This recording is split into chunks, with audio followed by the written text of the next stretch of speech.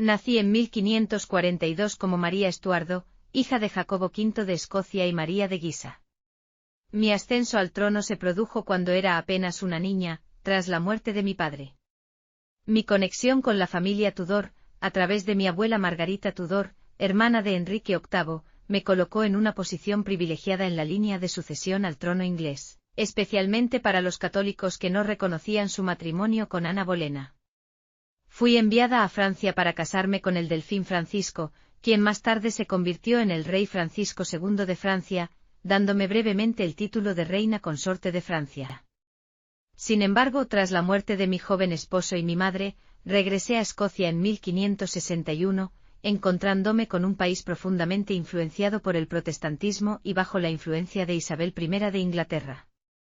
En un inicio me negué a casarme y tener un heredero, y rechacé la propuesta de matrimonio con Roberto Dudley, sugerida por Isabel. En su lugar, me casé con mi primo católico Enrique Estuardo, Lord Darnley, en 1565. Este matrimonio aumentó las preocupaciones de Isabel, ya que fortalecía mi reclamo al trono inglés. Sin embargo, mi matrimonio con Darnley fue conflictivo, marcado por el asesinato de mi secretario, David Rizzio, y la posterior muerte violenta de Darnley, de la que fui sospechosa. Luego me casé con Jacobo Hepburn, conde de Bothwell, lo que generó aún más controversia y desencadenó una rebelión que llevó a mi abdicación y a la ascensión de mi hijo Jacobo VI. Tras un fallido intento de recuperar el trono, huí a Inglaterra en 1568 buscando la protección de Isabel. Pero en lugar de apoyo fui encerrada en prisión y me convertí en el centro de varios complots católicos contra Isabel, incluida la rebelión del norte y el complot de Ridolfi.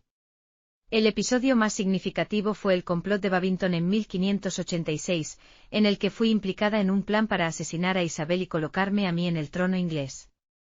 A pesar de mi estatus real, fui juzgada y condenada por traición, y ejecutada en 1587. La decisión de Isabel fue tomada con renuencia y tuvo importantes repercusiones políticas y religiosas. Mi figura ha sido objeto de numerosas interpretaciones a lo largo de la historia, con opiniones divididas sobre mi inocencia o culpabilidad en los diversos complots y asesinatos de los que fui acusada.